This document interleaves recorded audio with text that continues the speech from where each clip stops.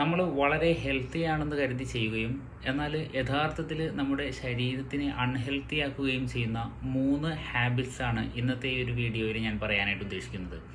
ഒന്നാമത്തെ കാര്യം, നമ്മുടെ സ്ലീപ്പിനെ കോംപ്രമൈസ് ചെയ്തുകൊണ്ട് നമ്മൾ രാവിലെ എഴുന്നേറ്റ് ജിമ്മിൽ പോവുക എന്നതാണ്.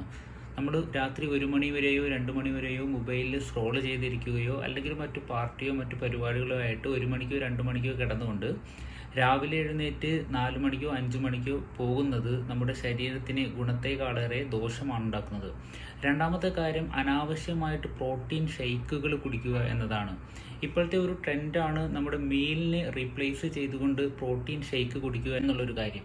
നിങ്ങൾ ജിമ്മിൽ പോകുന്ന ഒരാളാണ്, അല്ലെങ്കിൽ നിങ്ങളുടെ ഭക്ഷണത്തിൽ നിന്ന് കൃത്യമായി പ്രോട്ടീൻ നിങ്ങൾക്ക് ലഭിക്കുന്നില്ല, അല്ലെങ്കിൽ നിങ്ങൾ വെജിറ്റേറിയൻ ഡയറ്റ് ഫോളോ ചെയ്യുന്ന ഒരാളാണ് എന്നുണ്ടെങ്കിൽ നിങ്ങൾക്ക് പ്രോട്ടീൻ ഷേക്ക് കുടിക്കുന്നത് കൊണ്ട് കുഴപ്പമില്ല. എന്നിരുന്നാൽ പോലും ഈ പ്രോട്ടീൻ ഷേക്കുകൾ കൃത്യമായിട്ട് ഫാക്ടറികളിൽ നിർമ്മിക്കുന്നത് കൊണ്ട് തന്നെ സസ്റ്റൈനബിൾ ആയിട്ട് നമ്മുടെ ലൈഫ് സ്റ്റൈലിൽ ഈ ഒരു പ്രോട്ടീൻ ഷേക്ക് ഉൾപ്പെടുത്തുന്നത് അത്ര നല്ല കാര്യമില്ല.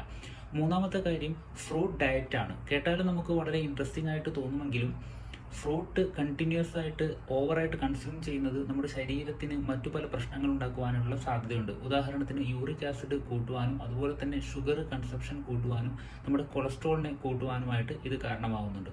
ഇത്തരത്തിലുള്ള കൂടുതൽ വീഡിയോകൾക്കായിട്ട് ഈ പേജ് ഫോളോ ചെയ്യുക. താങ്ക്